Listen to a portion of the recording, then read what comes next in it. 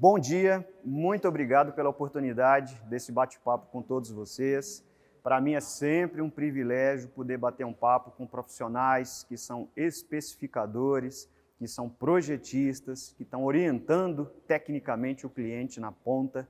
Então eu espero que a gente possa contribuir com vocês. Nós preparamos um material voltado para o que a gente chama de boas práticas em termos de aplicação do aquecedor solar em residências. E aí nós vamos falar de pelo menos 3 formas distintas da gente aplicar o aquecedor solar em uma residência.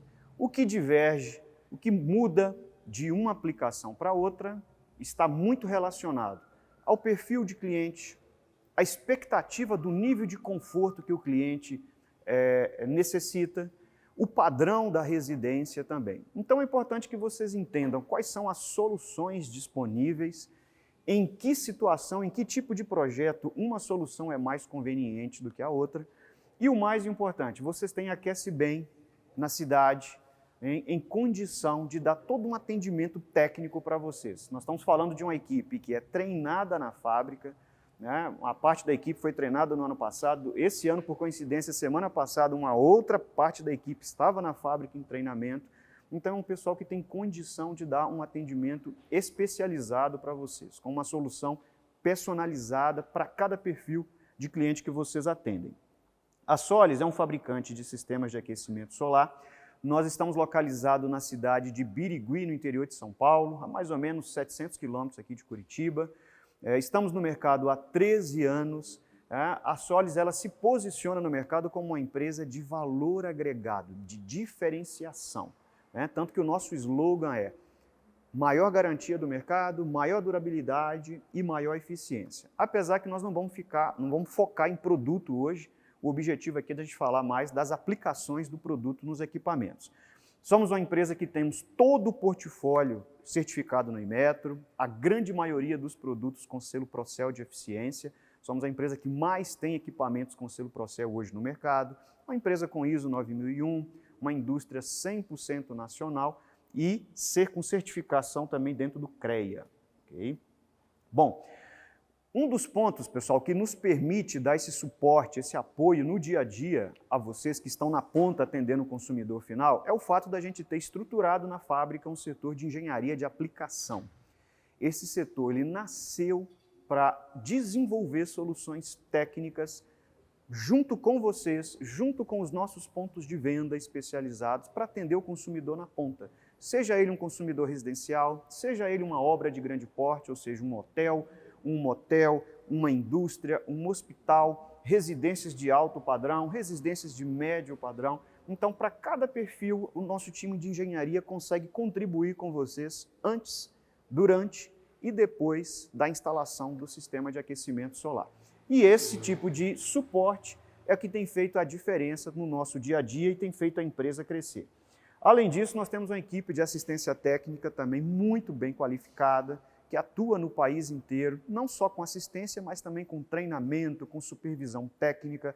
Então, esse suporte é que dá segurança para o nosso ponto de venda especializado, no caso, a Aquece Bem, que, por sua vez, consegue passar mais segurança também, mais tranquilidade para vocês que estão na ponta, atendendo o consumidor final. Nós atuamos, gente, em 4 segmentos do mercado. O banho residencial, a climatização de piscinas com aquecimento solar. A sigla OGP significa obras de grande porte. Aqui nós estamos falando de hotéis, motéis, hospitais, indústrias, clubes, academias. E sistemas fotovoltaicos também. A Solis ela é um importador e distribuidor de sistemas fotovoltaicos também.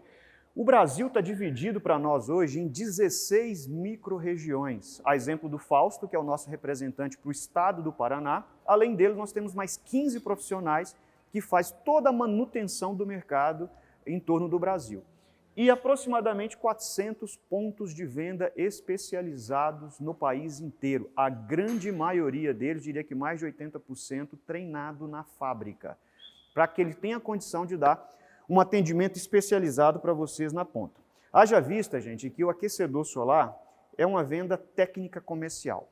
Nós encaramos que é uma venda de especialista. Então, não tem uma solução pronta. Cada projeto ela vai ter uma necessidade com peculiaridades que é exclusivo daquele projeto. Então, o time tem que estar muito bem especializado para atender.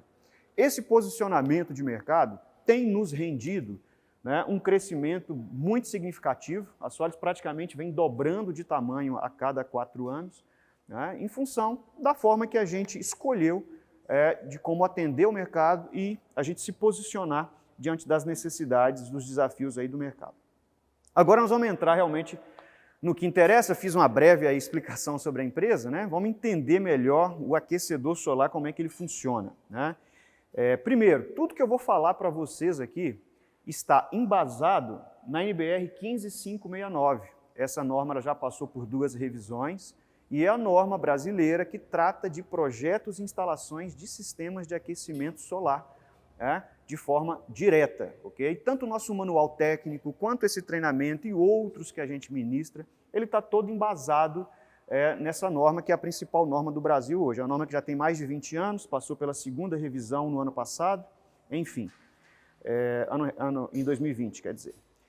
Primeiro ponto importante, gente, quando eu estou desenvolvendo um projeto de uma edificação, é importante que eu procure priorizar pelo menos uma água do telhado com orientação para o norte geográfico.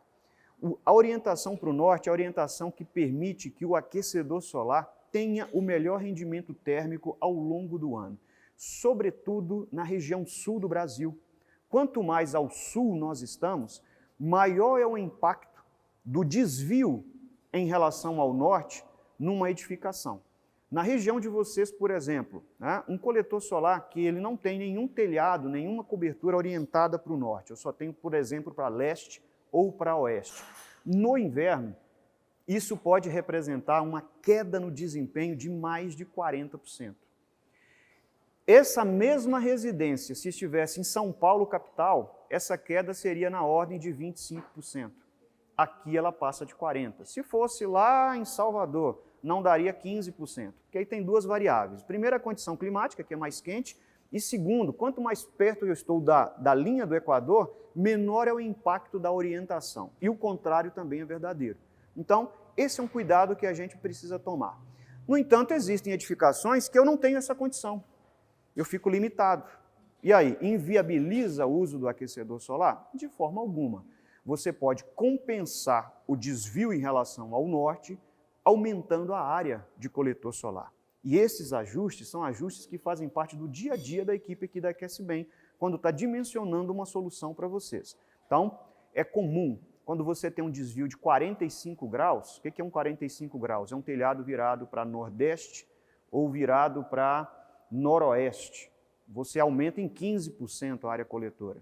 Um telhado virado para leste ou para oeste, é possível que você aumente em 25%. Então, eu havia dimensionado 4 coletores, vou colocar mais um para compensar esse desvio em relação ao norte. Então, existem alternativas. O que a gente não pode ser é negligente em relação a isso para não comprometer o desempenho do sistema na ponta com o consumidor final. Além da orientação em relação ao norte, gente, a inclinação do coletor também é algo relevante, é algo importante, né? A gente tem 2 recomendações técnicas para inclinação. A ideal é você trabalhar com a latitude do local mais 10 graus. Essa é a condição que vai te permitir o melhor desempenho no período do inverno. Se eu não posso trabalhar com essa inclinação, uma outra opção é trabalhar no mínimo com a latitude do local. Essa condição vai favorecer primavera e outono, ok? As 2 opções. No entanto, a inclinação ela não tem um impacto tão relevante quanto a orientação. Por quê? Se eu avaliar somente no inverno, eu vou ter uma pequena queda, mas se eu avaliar o ano inteiro em termos de produção de energia, o impacto é quase que desprezível. Por quê? O que me falta de energia em junho, julho, vai ser produzido a mais no período de verão. Então, no balanço do ano, o impacto ele é muito pouco perceptível. Então, hoje em dia está sendo muito utilizado projetos arquitetônicos em que você tem o telhado rebaixado, com uma inclinação pequena, 5%, 8%.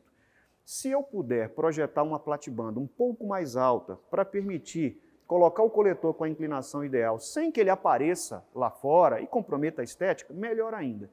se eu não puder, eu posso utilizar a própria inclinação do telhado? Você pode, pela razão que eu acabei de dizer.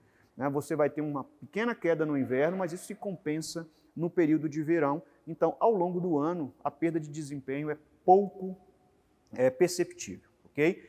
A maior preocupação está aqui, na orientação. Tá? Ou eu oriento para o norte, ou eu compenso a área coletora, aumentando, para poder compensar a questão do desvio. Então, essas são duas orientações importantes, assim, bem básicas, que a gente precisa ter. Um outro ponto importante, muitas vezes vocês não se envolvem, isso aí está mais ligado a quem vai instalar, a quem está construindo a casa, mas é importante que vocês tenham conhecimento.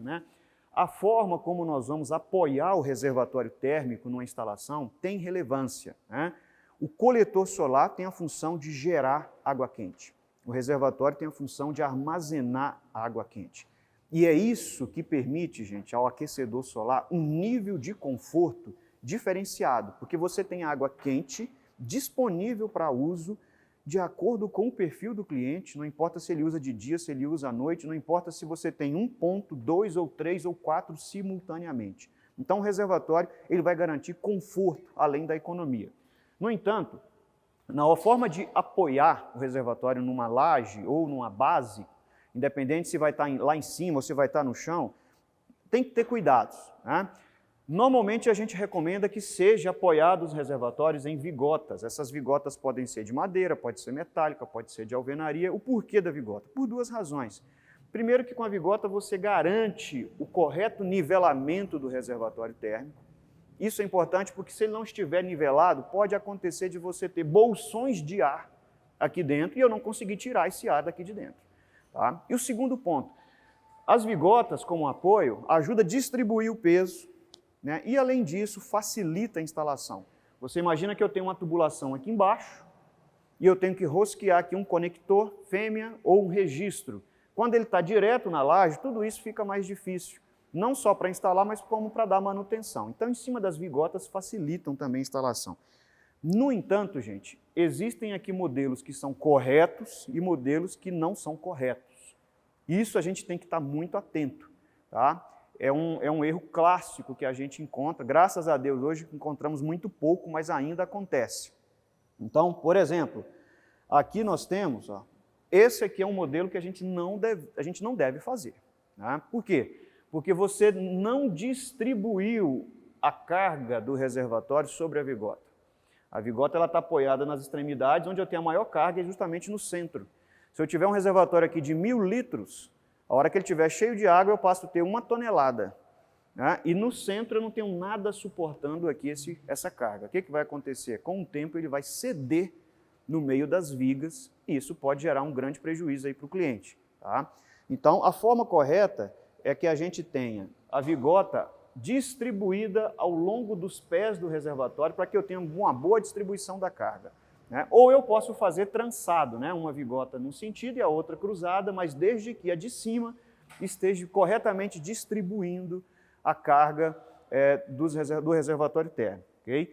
Esse é um tipo de observação que faz parte do dia a dia da equipe aqui da QSBem. Então você vendeu o equipamento, vai começar a instalação. Na supervisão técnica da instalação, isso é um dos pontos básicos que a gente acompanha quando a instalação não é de responsabilidade da nossa equipe, para evitar problemas mais adiante. Outro ponto importantíssimo, gente, que vocês vão encontrar isso no manual da Solis, vocês vão encontrar isso em treinamento, não é uma invenção da Solis, isso aqui é normatizado, normatizado, a necessidade de caixa de contenção. Imagine que o reservatório térmico lá em cima, a expectativa de vida útil de um reservatório térmico nosso é de 20 a 30 anos, mas ele não vai durar a vida inteira. Um dia ele vai precisar de manutenção, uma troca de resistência elétrica, uma limpeza, uma drenagem ou até mesmo a troca do equipamento. Então eu tenho que dar condição no local de instalação de fazer isso sem grandes traumas. Então a caixa de contenção é fundamental, ela pode ser de alvenaria, ela pode ser de chapa galvanizada, ela pode ser de fibra, e ela precisa ter sempre um dreno. Esse dreno ele tem que ser propositalmente conduzido a um ponto visível. O que eu quero dizer com isso? Não conduza esse dreno para dentro da calha. propositalmente, coloque ele no beiral, debaixo do beiral do telhado, porque se tiver gotejando água aqui, todo mundo precisa ver. Significa que tem uma coisa errada lá em cima e eu tenho que resolver. Agora, se eu conduzo ele para dentro da calha, ninguém vai ver o que está acontecendo ali, ok? Então, esse também é um ponto importantíssimo, né?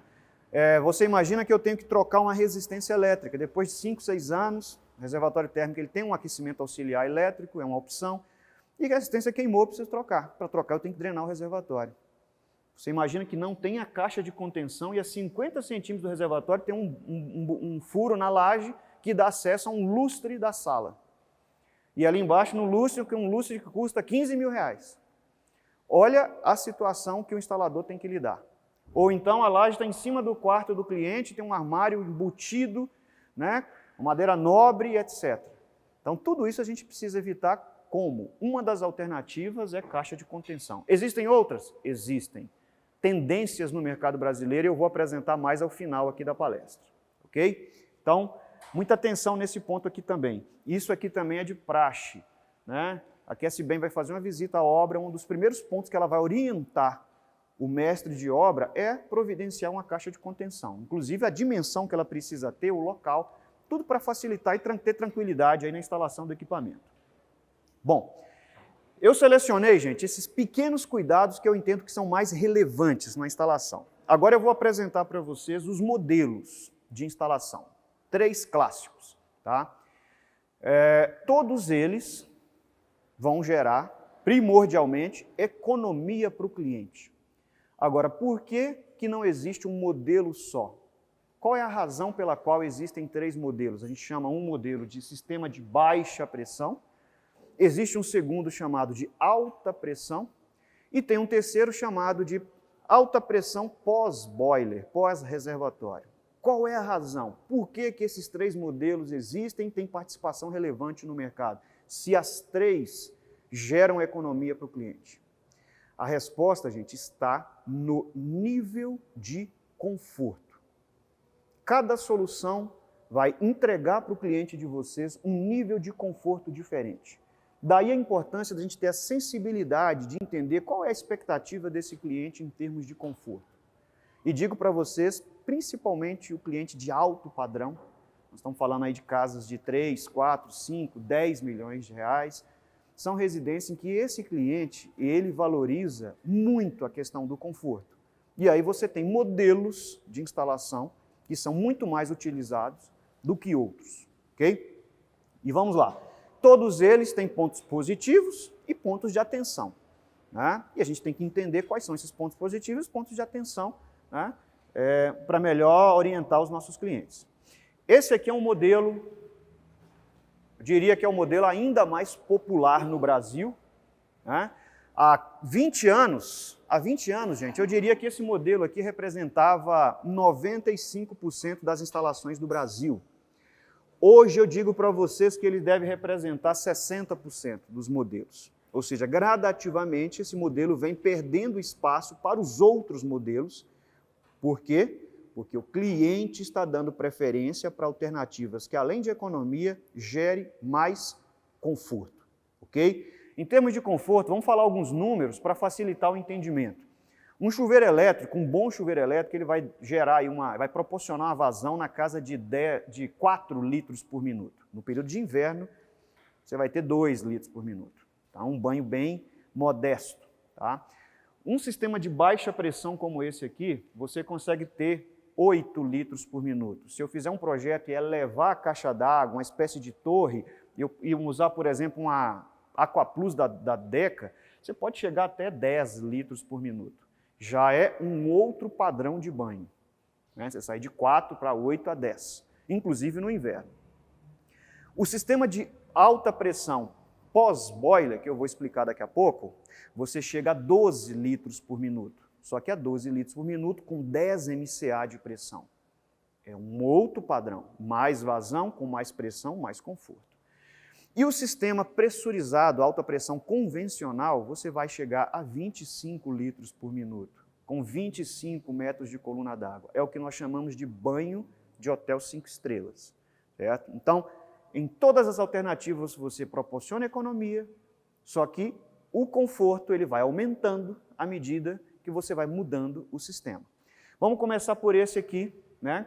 Que hoje, eu diria que hoje ele representa 60% das instalações do Brasil. Há 20 anos ele representava mais de 90%. Tá? Você tem 3 componentes importantíssimos, que é a caixa d'água, o reservatório térmico e o coletor solar. A caixa d'água, gente, tem 3 funções aqui. A primeira, através da boia da caixa d'água, você quebra a pressão da rede pública, que pode oscilar aí de 2 a 8 quilos, dependendo do horário do dia, dependendo do bairro, da localização. E esse reservatório não foi feito para essa pressão. Daí a importância da caixa. Quebrar a pressão. A segunda função dela, alimentar o sistema com água fria. E a terceira função, exercer pressão sobre o reservatório para que ele retire a água quente a hora que você abre uma ducha. E é por isso que o reservatório propositalmente tem que ficar abaixo da caixa d'água. Essa é a sequência lógica. Primeiro, caixa d'água, abaixo dela o reservatório e depois o coletor solar. Então, se eu desejo trabalhar com esse modelo de instalação, eu preciso projetar uma casa, uma residência que permita essa cota. Caixa d'água, reservatório térmico e logo abaixo coletor solar. Importante sempre que a gente tenha a previsão de uma flange na caixa d'água exclusiva para alimentar o reservatório térmico. A gente evita, não recomenda que do barrilete debaixo da caixa d'água você tire um ramal para alimentar o reservatório. Por que isso? Né? Talvez vocês que estão projetando a casa tenham domínio, tenham conhecimento de todos os pontos que aquele barrilete vai abastecer. Mas pode ser que a Aquece Bem, na hora que está instalando, não tenha esse conhecimento. Então, para evitar problemas, qual é a recomendação? Tire uma alimentação exclusiva da flange da caixa d'água. Que tipo de situação poderia gerar problema? Você imagina que do barrilete está saindo uma tubulação para alimentar uma descarga sanitária, daquela tipo hidra. Quando você aperta a descarga sanitária, ela gera uma diferença de pressão de 3 a 4 vezes na rede. Então, tudo que está em torno, ela vai puxar para aquele ponto, inclusive o abastecimento do reservatório térmico. Então, isso é um problema. Quer evitar esse tipo de coisa? Tubulação exclusiva para alimentar. Mínimo de 20 centímetros entre o fundo da caixa d'água e o reservatório térmico. Isso vai garantir que você não terá problema de ar saindo junto com a água aqui no consumo. Né? Mesmo que a caixa d'água abaixe o nível 20 centímetros aqui, né? De repente é um bairro que falta água com frequência, então a caixa d'água baixou 20, 30 centímetros, se você garante essa cota mínima aqui, sempre você vai conseguir tirar a água quente sem ter problemas de ar na tubulação. Outro ponto importante, um registro no abastecimento do sistema. Imagina que eu tenho que dar uma manutenção aqui no reservatório. Eu fecho esse registro e dou manutenção, não vou precisar drenar a caixa d'água para isso.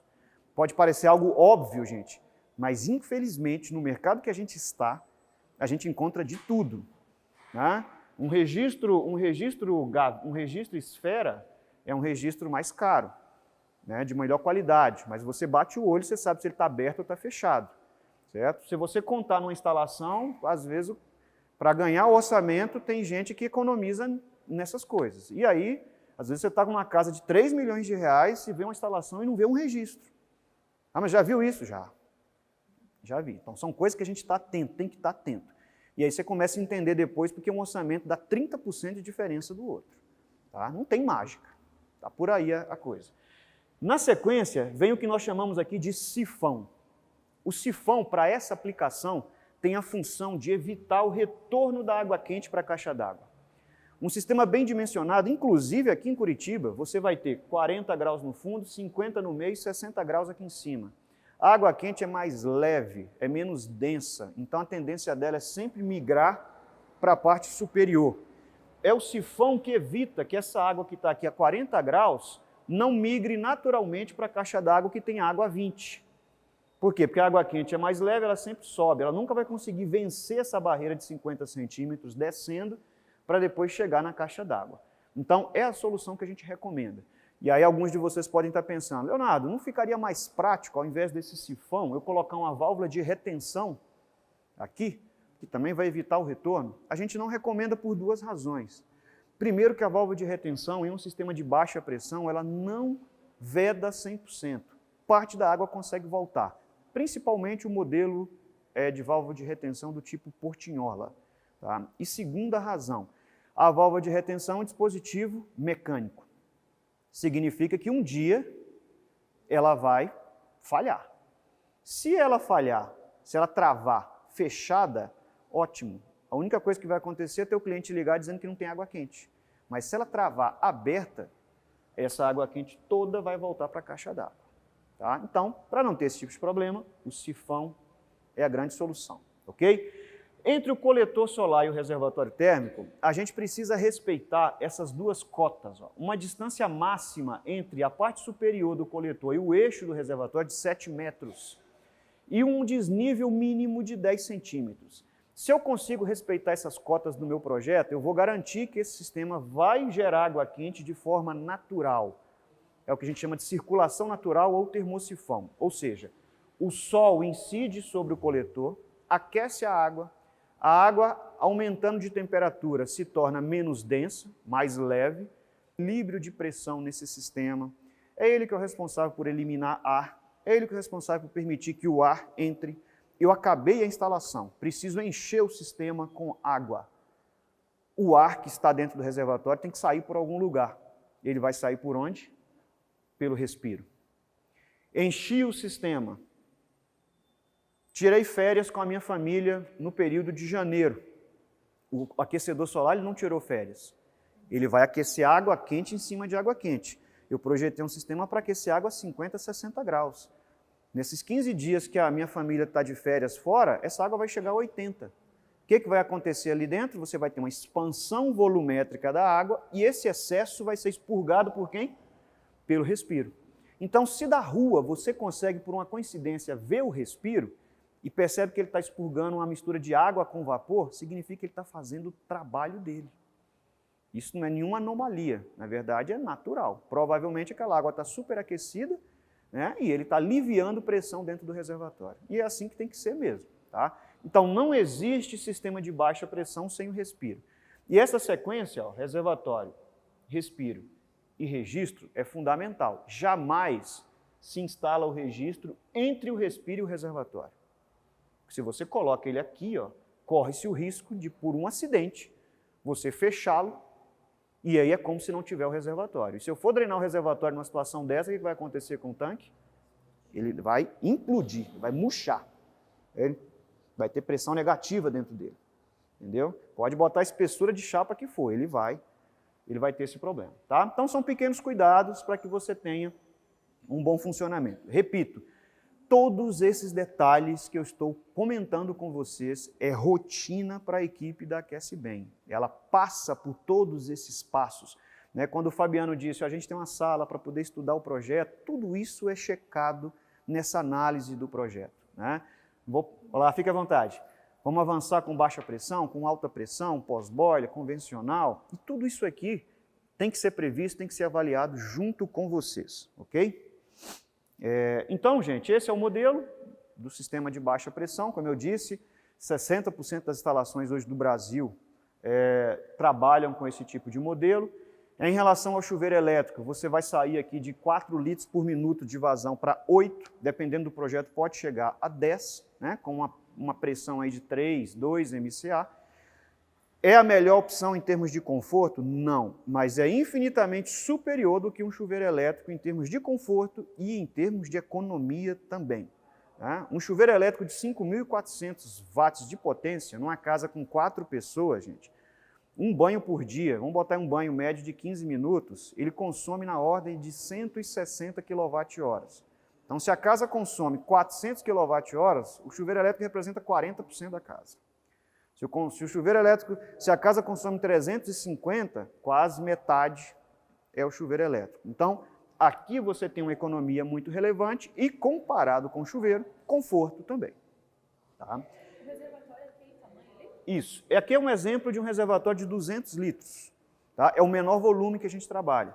Ele vai residencial de 200 até 1.000 litros. Ok? Um detalhe importante, né, lá nos coletores, no local de instalação dos coletores, é que a gente, se possível, que a gente permita uma leve inclinação de 3% do lado do retorno dos coletores. Então aqui eu tenho alimentação de água fria e aqui eu tenho retorno, né? Por que é importante essa leve inclinação? Para facilitar a expulsão de ar. Então, se eu tenho ar aqui parado, né, se eu não tenho esse cuidado, o ar pode ficar represado aqui. Se ele ficar represado, ele pode comprometer a circulação, né? Às vezes eu não tenho 3 coletores, eu tenho 6. Pode ser que ele forme uma barriga no meio e o ar fica com dificuldade para sair. Então, o retorno levemente mais alto facilita aí a tirada do ar do sistema, tá? É claro que tem que ser uma coisa bem discreta para não ficar comprometendo aí a arquitetura, o visual. Mas é importante ter esse cuidado. Agora, existe uma situação, gente, em que eu não consigo, no meu projeto, prever uma altura, uma cota, que eu consiga acomodar a caixa d'água em cima, o reservatório abaixo da caixa d'água e depois o desnível para o coletor. E aí, se eu tiver uma situação como essa, eu inviabilizei o uso do aquecedor solar? De forma alguma. Aí você vai partir para uma outra versão do sistema de baixa pressão, que é o que nós chamamos de baixa pressão em nível. Significa que o reservatório térmico ele pode ser instalado, ao invés de ser abaixo da caixa d'água, ao lado da caixa d'água, tá? E o que viabiliza isso, olhando aqui para esse exemplar, é essa tubulação aqui, ó. Essa tubulação, aqui dentro, vocês não estão vendo, mas aqui dentro tem uma boia de nível que está captando a água sempre na parte superior, na parte de cima do sistema. Essa boia, com o alicate, eu consigo tirar, trocar, dar manutenção. É um item de série do reservatório. Então, a Aquece Bem, que tem o estoque, ela não precisa se preocupar se no projeto você vai instalar o reservatório de baixo ou do lado, porque o mesmo reservatório ele pode ser adaptado para as duas situações, certo? Então, o que muda do que eu expliquei aqui? Na tubulação de cima, eu só tenho agora o respiro. Eu não tenho mais o consumo. O consumo está acontecendo por onde? Pela boia de nível. Leonardo, mas você não disse que a água quente, mais quente está em cima? Essa boia está embaixo, tem algum problema aqui. É como eu disse, internamente você tem uma boia pescadora. Ó, eu estou puxando por baixo, mas por dentro ela tem uma articulação de EPDM aqui que suporta alta temperatura e ela capta a água sempre na parte superior, aqui em cima. Então isso vai viabilizar eu colocar o reservatório térmico do lado da caixa d'água. E aí eu posso ter duas opções. Eu posso ter, deixa eu ver aqui, eu posso usar uma pequena caixa, como essa aqui, uma caixinha de 30 litros, ou eu posso usar a própria caixa d'água da casa, né? Eu disse lá no primeiro slide que a caixa d'água ela tem 3 funções. Vocês lembram quais eram? Primeira função, quebrar a pressão da rede pública. Segundo, abastecer o reservatório. E o terceiro, exercer pressão sobre o reservatório para tirar água quente. Aqui, na instalação em nível, eu passo a ter só 2 funções. Quebrar a pressão da rede e abastecer o reservatório. Não é mais o reservatório que exerce pressão sobre a caixa d'água, até porque a caixa d'água está ao lado do reservatório. Quem exerce pressão sobre o reservatório é o próprio reservatório. A coluna do diâmetro do reservatório é que exerce pressão empurrando essa água para fora do sistema, ok? Então, essa é uma alternativa que a gente tem no mercado também para facilitar vocês desenvolverem soluções para os clientes de vocês quando eu tenho dificuldade de colocar o reservatório debaixo da caixa d'água, ok? Independente disso, gente, se eu vou usar a instalação fechada ou em nível, tanto uma quanto a outra, eu posso ter a circulação de água entre coletor e reservatório natural, da forma que a gente colocou aqui, tá? Como eu posso ter também a instalação bombeada, que é esse caso aqui, ó. Quando que eu vou usar o sistema bombeado? Quando eu não consigo, no meu projeto, respeitar aqueles 7 metros horizontais que eu comentei, ou eu não consigo ter aqueles 10 centímetros de desnível que eu comentei com vocês. Olha, o coletor solar vai ter que ficar acima da caixa d'água, ou acima do reservatório térmico. Tem solução para isso? Tem solução, tá? Essa bombinha aqui, gente, isso aqui é uma bomba normalmente de 100 watts de potência. ela é silenciosa, ela é adequada para água quente. Uma bombinha dessa vai gerar um consumo de energia elétrica equivalente a R$15 por mês, 14, R$15 por mês. O cliente não tem ideia se ela está ligada ou desligada, porque ela é silenciosa, ela é própria para água quente, e ela resolve o problema da circulação. Tem 3 detalhes importantes que a gente nunca pode esquecer. O primeiro, uma válvula de retenção no recalque da bomba, porque isso evita, a hora que a bomba desliga, que essa coluna d'água volte no rotor da bomba. Isso aumenta a vida útil da bomba. Segundo detalhe, vejam que o coletor está mais alto que o reservatório e que a caixa d'água. Então esse é um ponto crítico para a entrada de ar.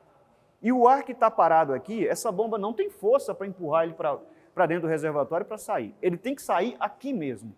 Daí o uso de uma válvula que nós chamamos de válvula ventosa, para expulsar o ar justamente nesse ponto. E o terceiro cuidado é esse pequeno sifão no retorno das placas, né? No retorno para o reservatório. Por que esse sifão?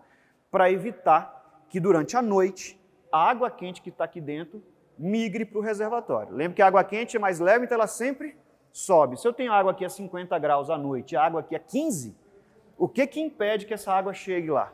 Vai ser o sifão. E se isso acontecer, toda a água quente que eu gerei durante o dia, eu vou dissipar no coletor à noite. Então, para evitar esse problema, é esse cuidado. Quem faz a automação disso tudo, gente, é um controlador digital.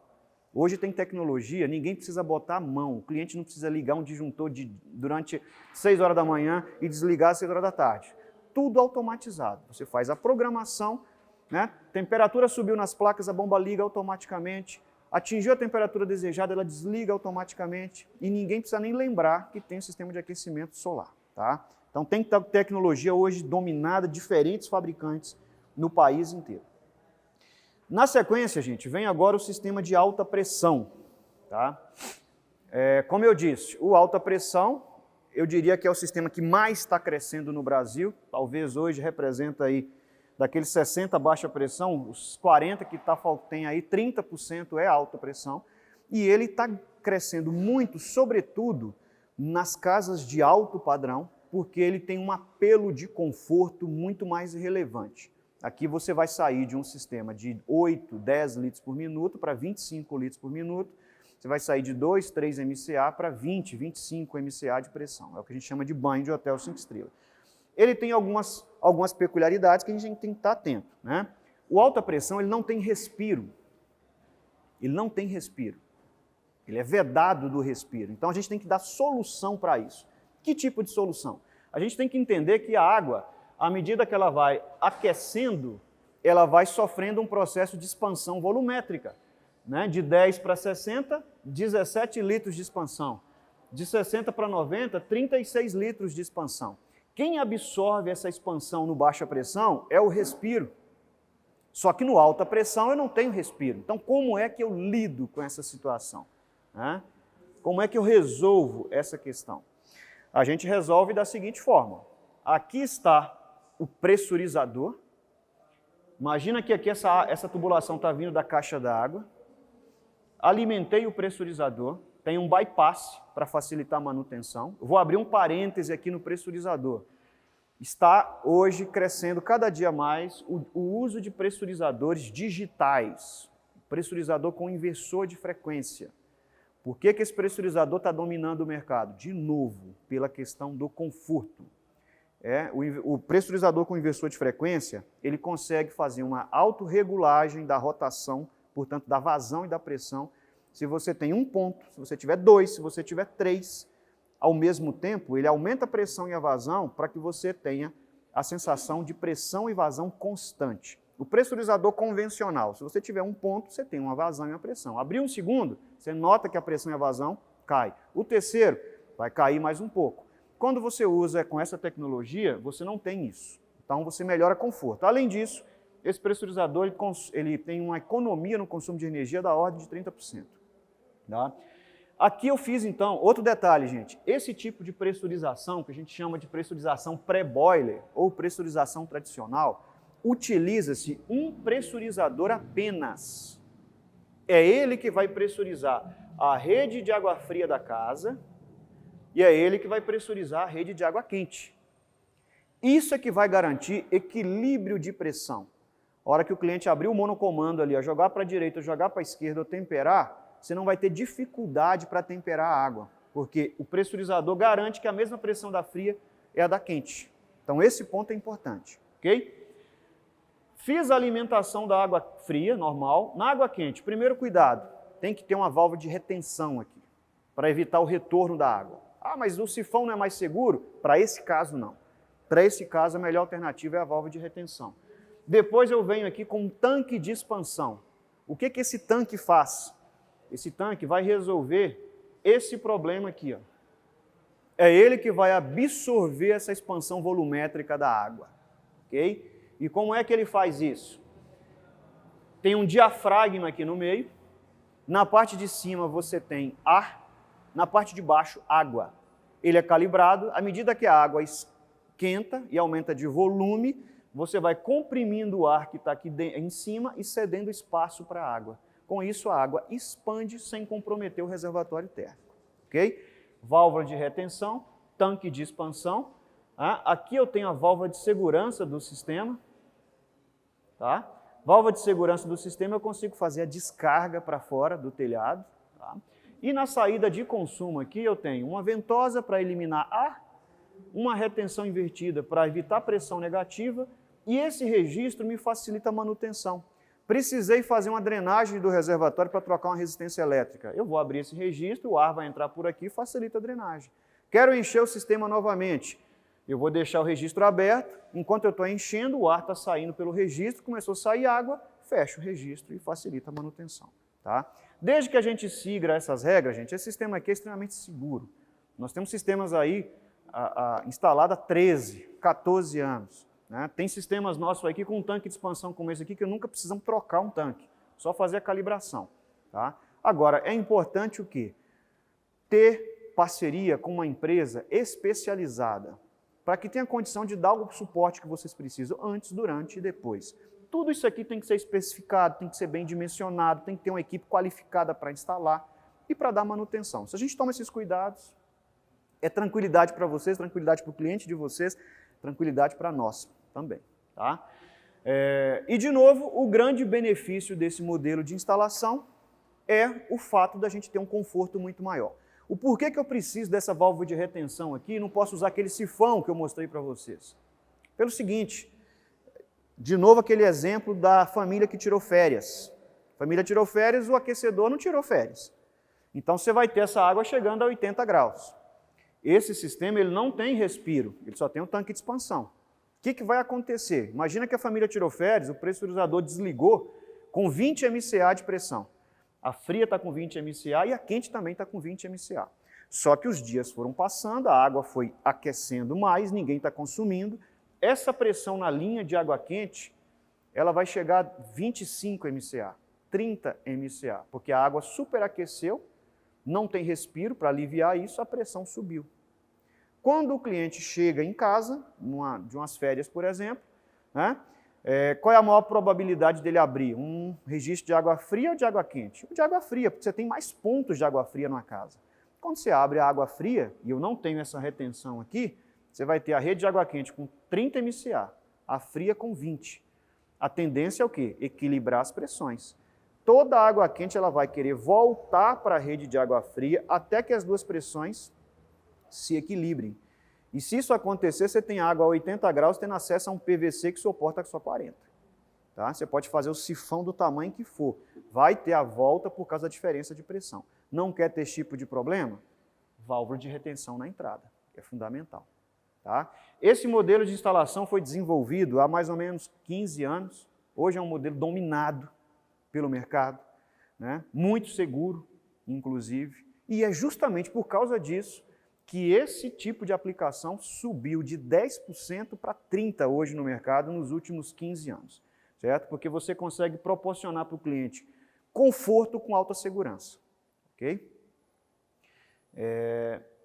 E aí esse modelo, gente, ele pode também, de novo, você ter ele funcionando por circulação natural, né, uma alternativa, ou você pode ter ele também funcionando por circulação forçada, que é o bombeado. Os dois também, uma coisa é independente da outra. Coletor e reservatório, circulação natural ou bombeado, eu posso ter tanto num baixa pressão quanto num alta pressão. São coisas independentes uma da outra, tá?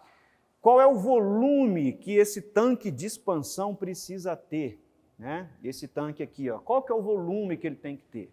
A nossa recomendação é que o volume mínimo do tanque de expansão seja de 5% em relação ao volume do reservatório térmico.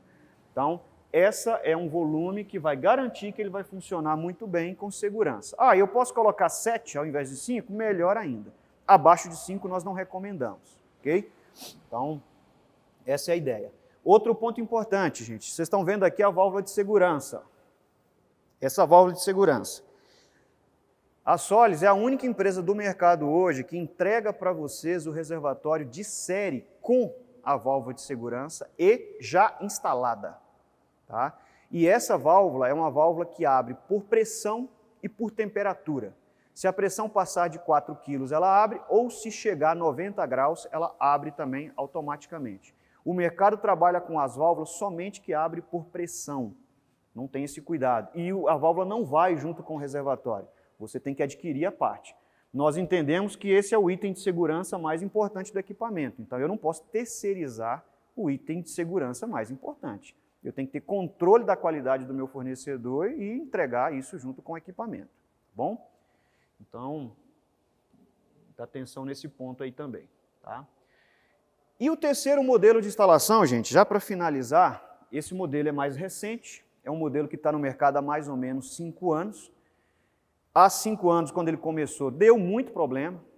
Né? Hoje também é uma tecnologia dominada pelo mercado, né? Absolutamente dominada.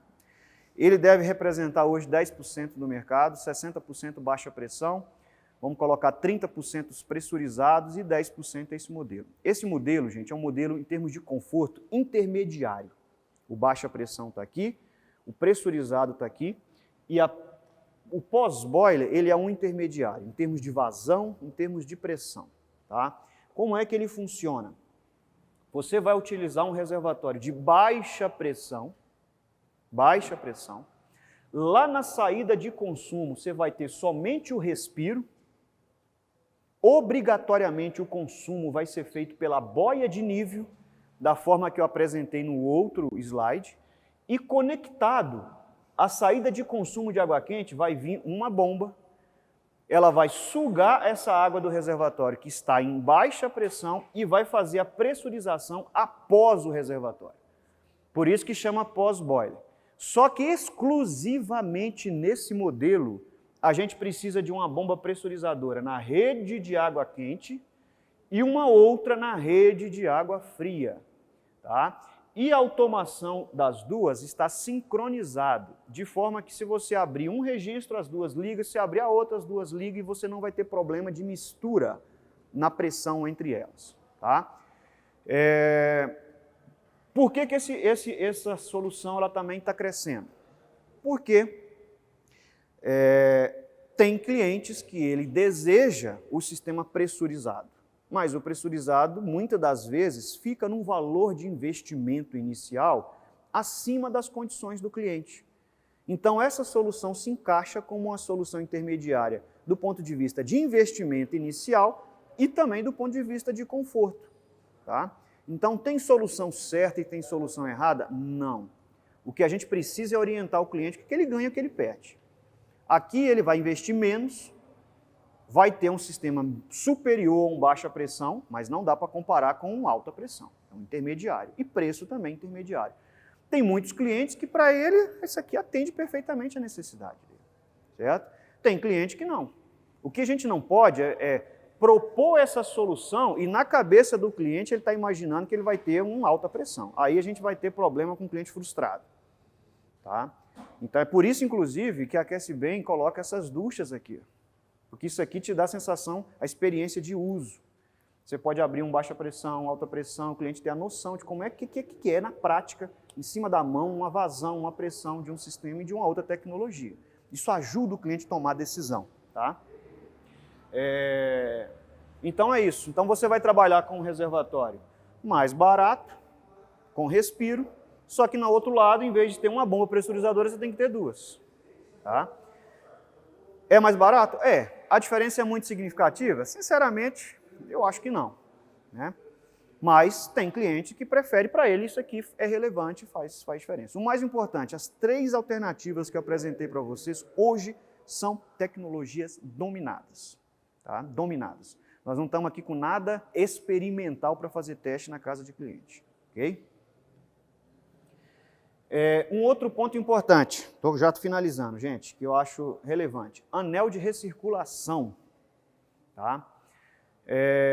Casas de altíssimo padrão, casas de 600 metros quadrados, 800 metros quadrados, até mesmo 400 metros quadrados. Acontece às vezes do local onde está instalado o sistema de aquecimento solar, está a 25 metros, a 15 metros do ponto de água quente mais longe. E muitas vezes o ponto de água quente mais longe é do dono da casa, é a suíte do dono da casa, né?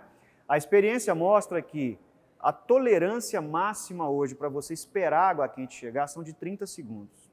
Se passou de 30 segundos, o cliente vai reclamar, certo? Então a gente tem que tomar esse cuidado também. Além de escolher a alternativa de aquecimento mais adequada, alinhada com a expectativa de conforto do cliente, nós precisamos dar uma solução para o anel de recirculação. Aquece Bem, quando senta com vocês na sala ali para estudar o projeto, um dos pontos que eles vão avaliar é isso. Precisa de um anel de recirculação ou não precisa? Eles vão fazer uma estimativa do tempo de espera e vão dizer para vocês, ó, não é necessário, ó, requer, é importante fazer a recirculação do sistema, tá? Então isso é importante. Independente se o sistema é de baixa pressão ou de alta pressão, independente, como é que se faz isso? Você vai identificar o ponto mais longe de abastecimento de água quente. Nesse ponto mais longe, eu vou trazer uma tubulação de água quente, voltando com isso para o reservatório térmico. Essa tubulação, gente, pode ser numa residência, tubulação de meia polegada. Não precisa mais do que isso, tá?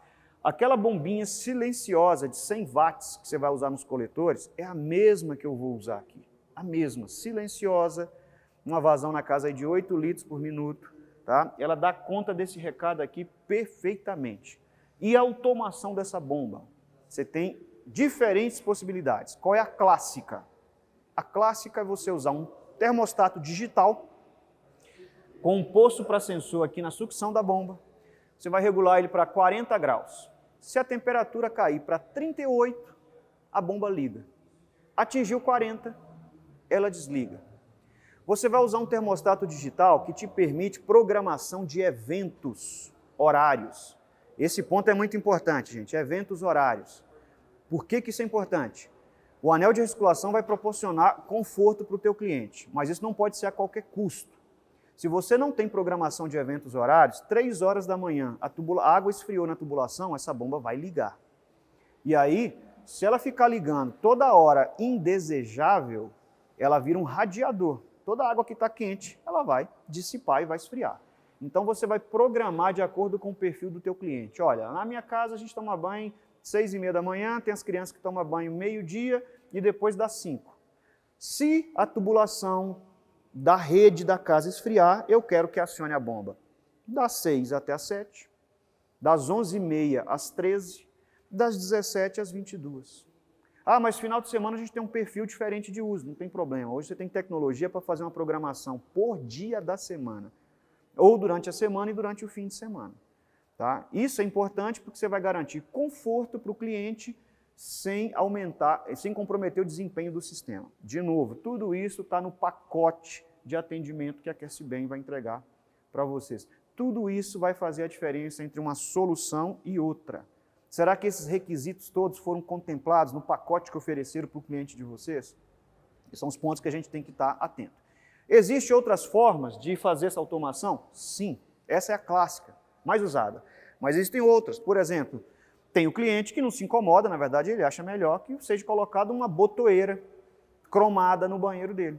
Ele apertou a botoeira, a bomba liga, tem um temporizador que conta 30 segundos, deu 30 segundos da bomba ligada, ela desliga. Ou tem um termostato, ligou a bomba, atingiu uma determinada temperatura, o termostato desliga. Tem cliente que nem admite isso, eu não quero nem lembrar o que eu tenho lá em cima, eu não quero ficar apertando a botoeira, é automático. Então, por isso que a primeira que eu disse é a clássica. é a mais utilizada hoje no mercado. Tá? Quando eu estou falando agora de um sistema pós-boiler, tá? O que eu acabei de falar para vocês funciona tanto para, só recapitulando, tanto para baixa pressão quanto para alta pressão. Agora, aquela solução pós-boiler com 2 bombas, eu posso usar a mesma solução? Uma pequena diferença, tá? No pós-boiler, que eu tenho uma bomba pressurizando a fria e uma outra pressurizando a quente, eu vou substituir a bombinha de 100 watts por uma válvula solenoide, normalmente fechada, de meia polegada. Tá? Ou seja, a temperatura esfriou, ela vai abrir. Abriu, a pressão cai, o pressurizador percebe isso e liga automaticamente. E ele se encarrega de fazer a circulação da água quente aqui, mantendo o sistema pressurizado. A automação, o resto, é a mesma coisa. Tá? Então, tudo isso são soluções que já estão aí, gente, no pacote do sistema. Agora é para fechar mesmo, tá? Eu estou fechando, já tem 10 minutos. Casa de máquinas, né? Comentei com vocês que, o clássico é o sistema na laje, tá? Mas isso está mudando, gente. Cada dia mais a gente encontra soluções como essas aqui, ó. Onde eu tenho uma casa de máquina térrea, acoplada na edificação, por exemplo, na área de serviço da casa, né? Seguindo esse fluxograma, ó, um reservatório vertical, alta pressão, com a pressurização, tanque de expansão, apoio, além do solar, com apoio a gás, né? O solar é bombeado, só as placas que estão lá no telhado, o resto está tudo aqui embaixo. Olha a bombinha do anel de recirculação. Né? Oi? Bem mais legal. Pois é. Quais são as vantagens dessa solução, gente? Tem vantagem para todo mundo aqui. A vantagem para o cliente, e a que mais impacta o cliente, você na instalação e na manutenção, você não invade a privacidade da casa do cliente. Quantos clientes a gente atendeu que para ter acesso ao sistema, eu tenho que subir a escadaria, ter acesso ao corredor dos quartos e puxar um alçapão para poder entrar. Você invade a privacidade da casa, isso é muito constrangedor. Então, primeira vantagem é essa. A segunda vantagem, para quem instala e para quem dá manutenção, eu estou com todos os equipamentos ao alcance da minha mão. Está tudo concentrado um do lado do outro. Eu entro pelo portão do corredor lateral, dou manutenção, não invado a casa, né? Não preciso nem ter acesso à casa. Pode deixar só a porta da manutenção aberta. Né? Então facilita. Terceira vantagem. A primeira vantagem foi para o cliente, a segunda vantagem foi para quem instala e para quem dá manutenção. A terceira, que é para todo mundo, inclusive para a gente, que fornece, que fabrica equipamento. Qual é o risco de alagamento de uma laje numa solução dessa? Zero. Zero. Então, esse aqui é o modelo que eu recomendo que vocês comecem a pensar a respeito, sobretudo para residências de alto padrão. Qual é a área aproximada de uma situação dessa? Aqui eu tenho 1,80 por 2,40. Agora, 1,80 porque eu estou considerando o aquecedor de passagem. Se eu não for usar o aquecedor de passagem, isso aqui eu resolvo com 1,20, 1,5. Né? É uma dimensão de um banheiro. Oi? Sim, o boiler de pé. Né? Então aqui você tem a bomba pressurizadora, a bomba do solar, a bomba do anel de recirculação, a bomba do gás e o quadro de comando que automatiza tudo. E os tanques de expansão. Certo? Não dá. Não dá porque, como baixa pressão ele precisa do respiro, você tem que pensar numa solução de conduzir o respiro lá de baixo até lá em cima. E normalmente isso aí fica inviável. Tá? Também. Obrigatoriamente aqui tem que ser bombeado, circulação entre coletor e reservatório bombeado e abastecimento de água quente pressurizado. Exatamente. Tá? Agora, por que eu recomendo isso aqui para o cliente de alto padrão? Porque essa é uma solução que ela favorece conforto. Conforto, privacidade, facilidade de manutenção, risco zero de alagamento. O que o cliente vai gastar mais aqui, gente? Ele vai gastar 3 metros de tubo a mais para subir e outro para descer, porque o resto ele não consegue fugir, ele vai ter que usar. Agora eu entendi porque no BIM todos os boilers vêm de pé e a gente fica deitando eles. Sim. Eu acho que nós temos que trabalhar para poder fazer essa migração, gente. Vamos trabalhar para fazer essa migração. Europa e Estados Unidos não atua com esse modelo de bobeira, não é? Tudo no porão. É isso aí. A caixa d'água, ela continua lá em cima, normal. É possível fazer isso daí no subsolo e caixa d'água no subsolo? Caixa d'água no subsolo é mais... Não, só que daí você bombeia na piscina. É possível, é possível. Essa é uma outra que eu ia falar. Tem mais duas modalidades que estão surgindo no mercado, além dessa. Né? Aqui tem... essa é a mesma casa de máquina, tá? Só que aqui eu mostrando cada equipamento, é a mesma casa de máquina. Agora, tem essa alternativa aqui também, ó. Tá? Isso aqui, gente, ó, é o muro. Atrás do muro está a rua. Esse cliente aproveitou o muro e nós adaptamos uma casa de máquina. Aqui vem uma porta de correr de alumínio, basculada, branquinha, corre para um lado, corre para outro, entendeu? Você tem tudo adaptado, tanque vertical, quadro de comando, todas as bombas, aquecedor de passagem. Terceira opção que a gente está fazendo, a casa de máquinas da piscina está ficando agora 3 vezes maior, está virando quase que um cômodo, e o pessoal está abrigando o reservatório lá dentro, só que aí tem que ser um reservatório horizontal. Então, o cliente de alto padrão hoje, ele está sendo convencido, e a receptividade está sendo muito positiva, de tirar esse sistema lá de cima, pelas razões que eu já comentei, e a receptividade está sendo muito boa.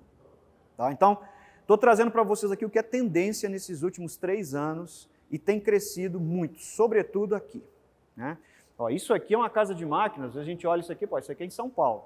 Gente, isso aqui é em Dourados, Mato Grosso do Sul, uma cidade de 200 mil habitantes, num condomínio chamado hectares. Hectares porque cada terreno tem 1 hectare.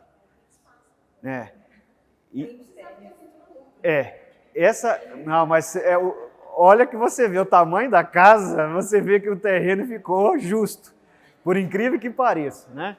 Essa casa é uma coisa atípica, não é o que a gente encontra todo dia, mas essa casa tem 4.500 litros de água quente. Ó, são 2 tanques desse aqui de 1.000 litros, só para atender a suíte principal, tem mais 2.000 para atender mais 3 suítes, e lá do outro lado, no outro muro, tem um sistema de 500 litros para atender a cozinha e o vestiário da piscina. Né? Mas é o que está, e esse cliente, 1 ano depois, ele adquiriu com o nosso ponto de venda lá para a casa do filho dele e fez a solução da casa de máquina térrea usando a área da piscina, casa de máquina da piscina. Fica tudo lá. Né? Então, é o que está, é a tendência hoje, eu acho que isso aqui é vantagem para todo mundo. Solução mais segura, solução mais fácil de instalar e de dar manutenção, termicamente é mais eficiente, o reservatório vertical ele é mais eficiente do que o horizontal. Né? E aí fica essa dica para vocês. Pessoal, todo esse material que eu dividi com vocês, vocês encontram esse conteúdo no nosso canal no YouTube, tem mais de 150 vídeos lá.